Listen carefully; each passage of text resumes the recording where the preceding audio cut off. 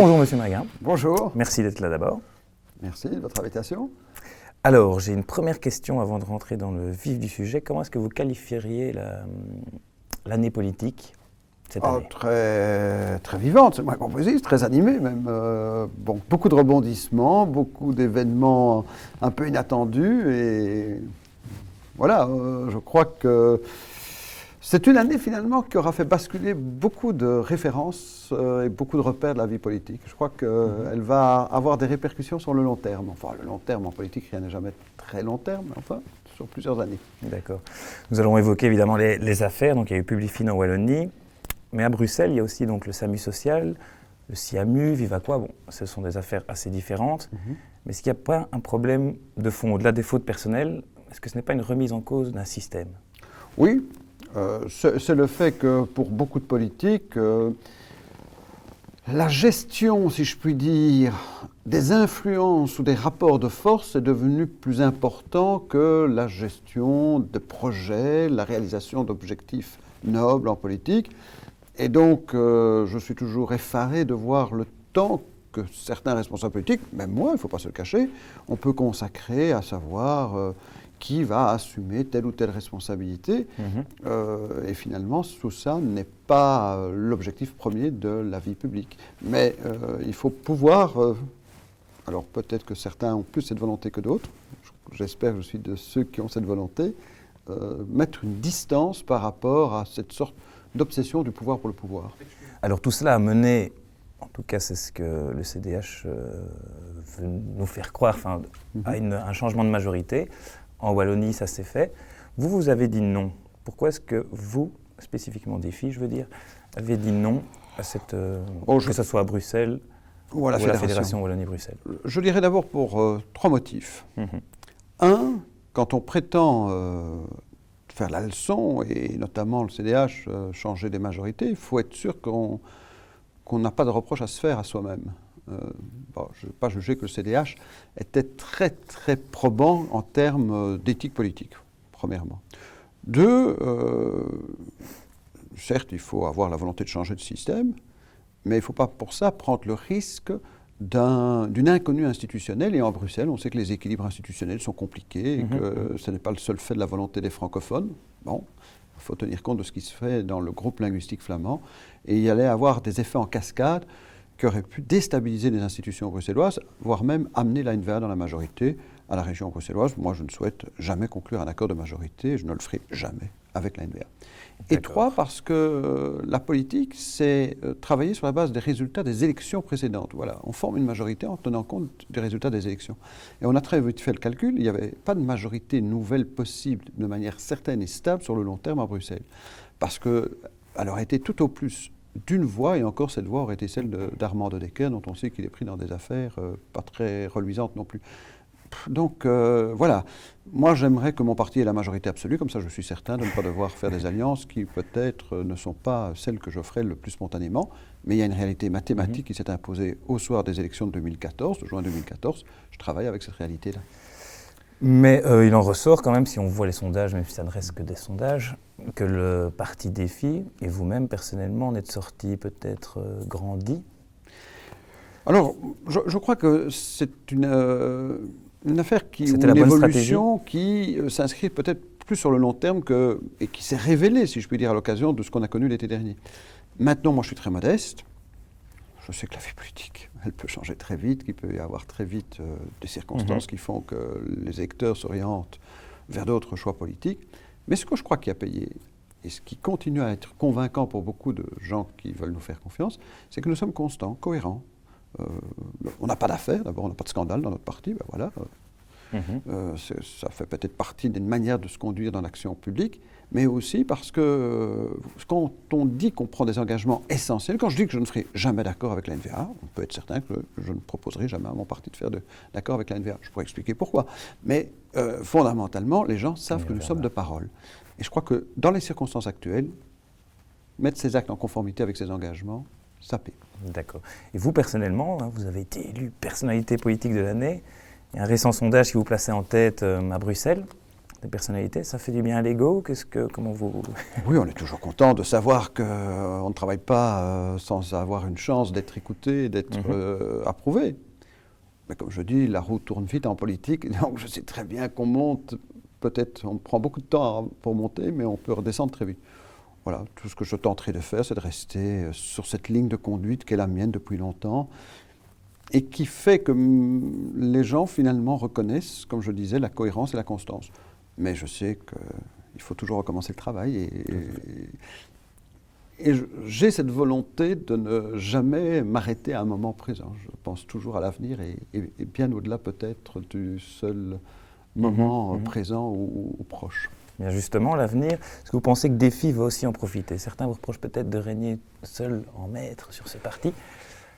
D'abord, je l'ai dit, c'est mon dernier mandat, donc après les prochaines élections régionales et fédérales, il y aura un nouveau président ou une nouvelle présidente.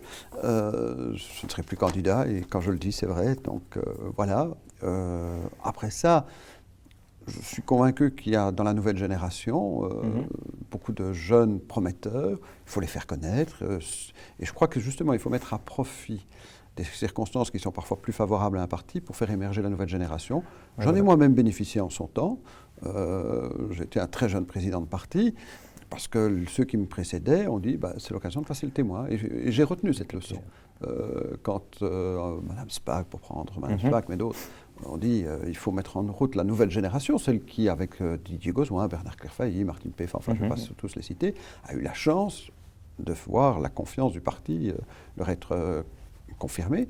Eh bien, je me suis dit que je dois faire la même chose avec la nouvelle génération, et il y en a beaucoup qui le méritent. Donc oui, c'est le cas chez vous, il y a vraiment des jeunes qui sont au sein de votre oui, parti. vous avez, bon, il y en a qui sont déjà connus, évidemment, il y a Emmanuel Bebock, notre chef de groupe à la région, mais si je prends à Bruxelles des Sophie Réoni, des Michael Vossart, des Nicolas Armel, je pourrais encore vous en citer bien d'autres, il y en a vraiment beaucoup en Wallonie aussi. Quand je vois par exemple les deux têtes de liste en Wallonie, dans les deux grandes villes, Charleroi et Liège. À Liège, François Potier, à Charleroi, Jean-Noël Gillard. Ils ont tout au plus aux alentours de 30 ans. Donc, oui, non, la jeune génération est là. Elle arrive. Justement, en Wallonie, un sacré défi quand même pour votre parti.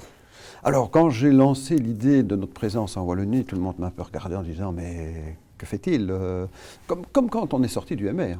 En 2011, quand on est sorti du MR, certains disaient « est-ce que c'est pas un risque? Est-ce qu'on ne ferait mieux pas de rester bien au chaud, entre guillemets, dans le MR ?» Moi, si j'avais voulu, je serais peut-être ministre aujourd'hui. Mais je serais incapable comment dirais-je, d'être honnête avec moi-même si j'avais accepté cela. Donc, fondamentalement, je crois que là aussi, l'audace dans la constance paie.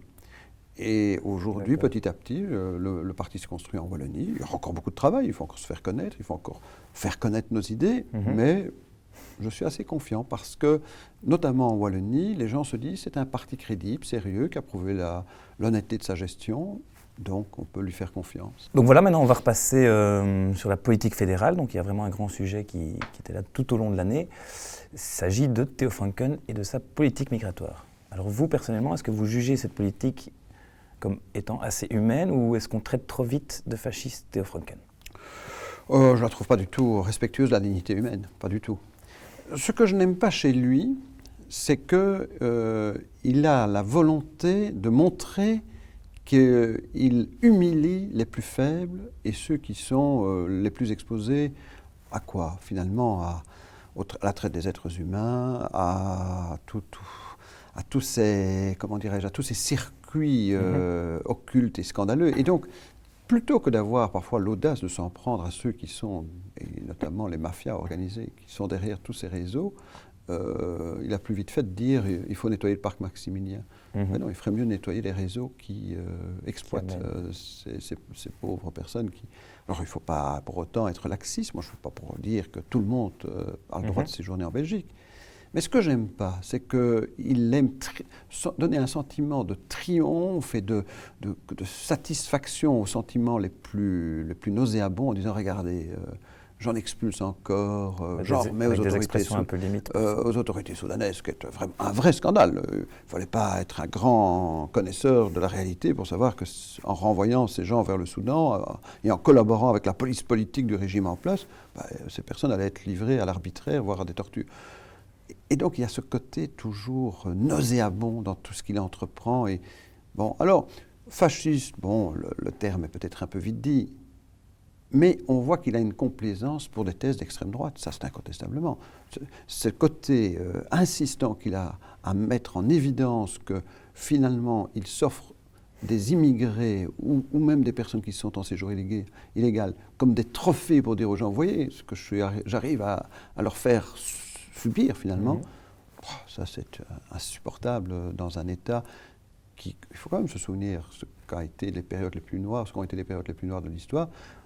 On n'a pas fait le projet européen pour qu'aujourd'hui, à nouveau en Europe, il y ait des partis, et il n'y en a pas qu'en Belgique, il y en a dans plusieurs pays, qui se nourrissent de la haine de l'autre, parce qu'il n'y a rien d'autre qui, en réalité, ne justifie leurs actes. D'accord. Alors, Charles Michel, au niveau économique, se félicite souvent de ces réformes, son fameux slogan « Job, job, jobs ». Est-ce que vous ne pensez pas que les jeunes sont les grands oubliés là-dedans ? Spécifiquement à Bruxelles. Oui, d'abord, il y a la politique de l'exclusion du chômage pour ceux qui, ayant atteint 25 ans et n'ayant peut-être pas terminé leurs études ou sont exclus du chômage. Je trouve ça insupportable. C'est vraiment donner le signal aux jeunes qui, notamment, se forment et qui poursuivent des formations. C'est qu'il faut parfois mener des formations de très haute qualification. Rien, pas d'accès, en tout cas au chômage, s'ils n'ont pas tout de suite accès au marché de l'emploi. Donc tout ça n'est pas très... C'est une vision finalement d'une société dure. Ce que je reproche à ce gouvernement, c'est que et notamment en méconnaissant l'importance du dialogue entre les partenaires sociaux et en privilégiant plus souvent le patronat que les autres partenaires sociaux, les syndicats, même si je ne suis pas tous les syndicats dans parfois leurs excès, c'est que c'est finalement une société de l'affrontement. Or, je ne crois pas qu'on fonde un projet économique et social sur le long terme dans une logique de l'affrontement. Et ce gouvernement aura finalement nourri des affrontements très durs. Les jeunes sont exclus, pour une part. Les personnes retraitées, par exemple, ne bénéficient pas du tout de la réforme fiscale. Pas du tout. Donc, il y a des pans entiers de la société qui sont oubliés. Alors, on peut certes dire création de l'emploi nécessaire. Bon. Soyons de bon compte, une bonne partie des emplois créés, c'est dans le courant de la croissance européenne. Et d'ailleurs, la croissance en Belgique est plus faible que la moyenne des autres États européens. Donc ça veut dire que les réformes de Charles Michel et de son gouvernement ne sont pas si efficaces que ça. Mais en plus, il y a une sorte de signal qui est donné en disant sachez qu'il n'y aura plus de main tendue éventuellement pour les plus faibles. C'est la même chose dans la réforme du régime des retraites menée par Daniel Baclen. Mon parti, avant les élections, a eu le courage de dire qu'en effet, il faudrait sans doute retarder le départ de l'âge à la retraite. Ce qu'aucun autre parti, en tout cas au sud du pays, n'avait dit. Avec l'espérance de vie. Avec l'espérance de vie. Donc c'était honnête de le dire. Mais on disait aussi qu'il fallait tenir compte des métiers pénibles, ainsi de suite. Or, ce qu'a fait tout de suite ce gouvernement, c'est retarder l'âge à la retraite, mais il peine à définir les métiers pénibles et à faire les mesures d'adaptation pour quand même reconnaître qu'il y a des gens qui ne doivent pas travailler jusqu'à 67 ans. En 2030, qui devront quand même pouvoir partir à la retraite plus tôt parce que leurs métiers sont particulièrement lourds et épuisants physiquement ou psychologiquement. Mais voyez, il n'y a jamais la dimension humaine, c'est-à-dire tout simplement la prise en considération de la réalité de ce que les gens vivent. On est un peu dans une logique ultra-libérale au plus mauvais sens du terme. D'accord. Et pour en revenir aux jeunes, il y a eu plusieurs émeutes là à Bruxelles. Vous pensez que c'est juste un problème de casseurs ou un problème plus profond, vous qui connaissez bien Bruxelles? Je crois qu'il faut prendre les deux aspects. D'abord, il y a un vrai noyau de casseurs organisés qui se donnent vite le mot d'ordre et ceux-là, il faut les identifier, tenter d'empêcher qu'ils aient une emprise, bien entendu. Mais on ne peut pas oublier que parallèlement à ça, il y a certainement des jeunes qui se trouvent délaissés à la recherche d'un projet et quand ils n'ont pas d'autre perspective que de participer à un moment donné à une forme de contestation, même violente, ils suivent les meneurs, évidemment. Et donc là, on voit bien que tous les mécanismes qui sont mis en place, que ce soit dans les quartiers, que ce soit dans les dispositifs scolaires, montrent leurs limites. Alors, il faut s'interroger pourquoi ces jeunes se disent qu'ils sont à tout jamais exclus de la société. Et ça, c'est certainement par le fait que la perspective de trouver un emploi leur paraît très faible, voire totalement impossible. Alors saluons quand même le travail qui se fait, notamment au niveau du gouvernement régional, à l'initiative de Didier Gauzoin. Il y a quand même des mesures qui ont été prises pour amener une activation des jeunes dans leur recherche d'emploi, faire les stages pour les jeunes en entreprise, lutter contre les formes de discrimination à l'embauche. La première fois qu'il y a un gouvernement régional qui fait voter une législation pour lutter contre les discriminations, notamment en fonction des origines, au moment d'avoir accès au marché de l'emploi. Donc il y a beaucoup de choses qui se font. Mais ne nous le cachons pas, il y a quand même un problème de fond majeur qui est le niveau de qualification de certains jeunes. Et quand je dis certains jeunes, c'est parfois des gens de 30 ans et plus. Donc ils ne sont plus tout à fait jeunes. Et il ne faudrait pas qu'il y ait une génération perdue parce que enfin quand je dis une génération, il ne faut pas généraliser, mais une proportion d'une génération significative perdue parce qu'il n'y aurait pas d'espoir de qualification. Là aussi, la région fait un gros effort d'investissement pour redonner des qualifications. Mais je crois que c'est un travail de fond et qui part de l'école, de l'enseignement, et ça c'est un autre débat. Faisons encore une petite parenthèse sur Bruxelles, la mobilité. La mobilité. Comment est-ce que vous voyez ça? C'est un problème de gestion? C'est trop compliqué? Quel est votre point de vue là-dessus? Bon, d'abord, soyons clairs, il y a eu des ouvrages d'art qui n'ont pas été entretenus pendant quasiment depuis que la région existe. Enfin, ça fait 30 ans passés, quasiment, enfin près de 30 ans. C'est clair que voilà, tout d'un coup, il faut tout rénover. Il faut rénover tous les tunnels et donc on a les problèmes de mobilité qui en résultent. Mais ça, c'est ponctuel. On tape un peu trop facilement sur les autorités bruxelloises dans ce domaine Je dis que maintenant, il y a un gouvernement qui traite au moins ces dossiers qui n'ont pas été traités. Bon, on a des chantiers dans tous les tunnels de Bruxelles et on le sait que ce sera encore pendant quelques années. Mais plus fondamentalement, il faut avoir le courage de dire que si on ne veut pas régler le problème de la mobilité à l'entrée de Bruxelles, on ne réglera pas le problème de la mobilité à l'intérieur de Bruxelles. Alors, bien entendu, c'est l'offre de transport. La SNCB et le RER, on sait ce qu'il en est. Ce n'est pas de la responsabilité des Bruxellois, du contraire. Et il y a aussi le fait qu'on ne veut pas mettre fin à ce que moi je considère comme devenu totalement insupportable, qui est l'avantage financier considérable qu'est la voiture de société. Quand on veut bien réfléchir, la voiture de société a plusieurs effets pervers. D'abord, c'est un avantage qui n'est donné qu'à certaines catégories de travailleurs et parmi ceux qui sont généralement déjà avec un niveau de rémunération correct, je ne dis pas exceptionnel, mais correct. Donc ce n'est pas très égal dans la manière de redistribuer via la rémunération le travail. Deux, c'est un encouragement à quitter Bruxelles, parce que quand vous avez une voiture de société, vous vous dites que vous pouvez vous éloigner de Bruxelles pour trouver un logement. Alors, il est vrai que c'est parce que le logement est cher à Bruxelles, mais il devient peut-être d'autant plus cher qu'il y a moins de Bruxellois qui vivent à Bruxelles et qui quittent Bruxelles et que c'est plus des Européens qui restent dans Bruxelles, notamment, en tout cas dans certaines communes. Trois, c'est un encouragement à ne pas se reporter sur d'autres modes de transport, parce que on vous garantit votre voiture de société quasiment pendant une bonne partie de votre carrière professionnelle. Ça ne va pas être changé ça en janvier justement avec ce fameux cash for car. Mais non, parce que ça reste un choix. Vous choisirez la voiture de société ou vous choisirez la contrepartie financière. Je crains que pour beaucoup, la voiture de société restera un avantage. Donc ce qu'il faut faire, c'est une réforme fiscale beaucoup plus ambitieuse, où le fait d'avoir une voiture de société vous amène plutôt à être taxé sur l'avantage financier que l'on vous donne, parce qu'aujourd'hui c'est défiscalisé. Donc il faut avoir plutôt... À ce moment-là, on choisira sans doute de prendre plutôt la rémunération complète, voire même majorée, car en somme, ceux qui renonceraient à la voiture de société devraient plutôt avoir même une rémunération majorée, grâce à un avantage fiscal. Comme ça, on abandonnerait les voitures de société. Maintenant, je reconnais qu'il faut dans le même temps avoir une augmentation de l'offre de transport public. Et là, l'autre mesure qu'il faut avoir le courage de prendre, et je sais bien que ça ne plaît pas à tout le monde, mais c'est le péage le péage urbain, le péage à l'entrée des grandes villes. Ce qui se fait dans beaucoup de villes en Europe, c'est-à-dire que ceux qui veulent absolument avoir l'avantage de leur voiture, et souvent seuls dans leur voiture, pour entrer dans les villes qui sont congestionnées, doivent accepter d'en payer le prix. Ça a un coût de pouvoir s'offrir, entre guillemets, l'avantage de venir en voiture, a fortiori seul dans sa voiture pour entrer dans la ville. Voilà. Alors pourquoi le péage urbain? Parce qu'alors on aura des ressources à affecter à un développement plus rapide des transports publics. On pourra financer plus vite le développement du métro, des lignes de tram rapides, du RER. plutôt que d'avoir une promesse 2031, 2000, 2040. Ça va peut-être inciter les gens à utiliser d'autres moyens de transport. Bien entendu. Parce qu'on constate que les gens qui n'ont pas l'avantage de la voiture de société, eux, ne prennent pas leur voiture particulière, ou nettement moins. Donc, on sait très très bien que le pourcentage de voitures qui congestionnent les entrées de ville, et particulièrement à Bruxelles, ce sont les voitures de société. Donc, il faut couper la logique de la voiture de société. Quand je dis ça, je ne me rends pas populaire auprès de tous ceux qui ont l'avantage financier, mais c'est une manière quand même de dire à un moment donné qu'une société responsable ne continue pas à rester dans une logique infernale comme si on était dans les années 60-70, alors qu'on a d'autres enjeux, notamment environnementaux, qu'il faut assumer. Justement, j'allais en venir sur les questions environnementales. Dernièrement, là, il y a eu toute une polémique avec la sortie du nucléaire en 2025. Vous avez eu des mots assez durs pour l'EMR qui dépendaient trop de la décision de la NVA.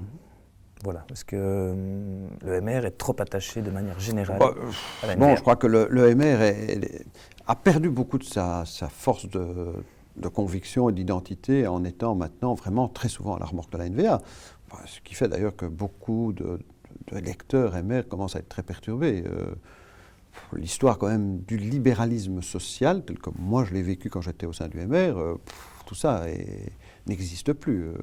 La NVA écrase totalement la dimension du libéralisme social. Alors, sur le pacte énergétique, qu'est-ce qui est dramatique dans cette affaire ? D'abord, on sait que la sortie du nucléaire, elle est fixée dans la loi, donc ceux qui prétendent ne pas vouloir atteindre cet objectif méconnaissent une obligation légale. Mais ce qui est lamentable, c'est que c'est le signal que finalement, on ne peut pas faire un choix de société sur le long terme en Belgique. Et pourquoi ? Parce que pour la NVA, d'abord, se projeter à perspective de 2025, 2030, ils se disent que la Belgique n'existera peut-être plus, puisqu'ils sont pour le séparatisme. Bon, donc, construire un projet sur le long terme, ça ne les intéresse pas. Mais en plus, parce que pour la NVA, le calcul est purement de court terme. C'est-à-dire, quel est l'avantage économique qu'offre toujours l'énergie nucléaire, pour les grandes entreprises, très grandes consommatrices d'énergie, particulièrement au nord du pays. Il faut savoir quand même que le tissu industriel est très déséquilibré entre le nord et le sud, et il est quand même très fort au nord, notamment tout le bassin industriel d'Anvers et de Gand, où il y a quand même des grandes industries pétrochimiques qui utilisent beaucoup d'énergie. Et donc, le calcul se fait uniquement dans l'intérêt de ces milieux-là, de ces milieux économiques-là. Alors que c'est un lobbying, bien entendu, alors que il y a quand même aujourd'hui dans le monde, et aux États-Unis, il y a des voix qui s'expriment dans ce sens à la tête des grands groupes, même pétroliers, aux États-Unis, pour dire, attention, on a l'obligation de prévoir la transition énergétique. Alors il y aura un mix, on sait bien, mais il faut quand même donner le signal d'une volonté de quoi ? De sortir du nucléaire, de sortir des centrales au charbon, et à terme des centrales au gaz, c'est-à-dire des énergies fossiles. Le nucléaire étant évidemment pas une énergie fossile. Mais il faut donc avoir cette volonté-là. Et je crois que si on ne donne pas le signal de la reconversion énergétique en Europe en invitant les grands groupes financiers à investir dans le développement durable et d'une énergie différente, verte, eh bien je crois qu'on va rater plusieurs enjeux environnementaux. Et enfin, donc, pour revenir sur la NVA, vous ne pensez pas que son discours a un petit peu changé quand même ces dernières années, que ça s'attaque plus peut-être à la gauche qu'aux francophones ? Ou c'est pas du tout? Oui, c'est-à-dire qu'évidemment, ils savent très bien que quand ils tapent sur le Parti socialiste, ils s'adressent quand même à une bonne partie de l'électorat au sud du pays. Maintenant, je crois qu'il y a une double évolution de la NVA. À la fois, la NVA a sans doute pris goût à exercer le pouvoir, et le fait avec... de son point de vue et en fonction de ses intérêts de manière assez efficace, parce que la NVA finalement est vraiment, sans doute, est encore plus dominante dans une coalition actuellement que n'était le CVP à l'époque quand on parlait d'État CVP. Donc je crois qu'il y a un goût pour le pouvoir qui prend à la NVA. Et puis la NVA a compris qu'elle utilisait bien les leviers au bénéfice des intérêts de la Flandre principalement. Et donc, chaque fois qu'elle peut montrer que sa manière de gérer se distancie de la manière dont, malheureusement, certaines institutions sont gérées au sud du pays, et les scandales, évidemment, lui donnent de l'argument facile, elle fait coup double. Donc, elle soigne bien les intérêts de la Flandre, et en plus, elle montre que... on n'est pas dans la logique de la gestion laxiste, tout à fait condamnable, que certains partis politiques portent au sud du pays. C'est pour ça que j'enrage. Je dis toujours, les scandales que l'on connaît dans un certain nombre d'institutions publiques en Wallonie comme à Bruxelles, en plus nous affaiblissent collectivement pour tenir le rapport de force avec la NVA. Et donc je suis furieux sur ces partis qui nous affaiblissent dans un rapport de force qui ne nous est déjà pas très favorable au départ. D'accord. Eh bien, merci beaucoup. Merci de votre invitation.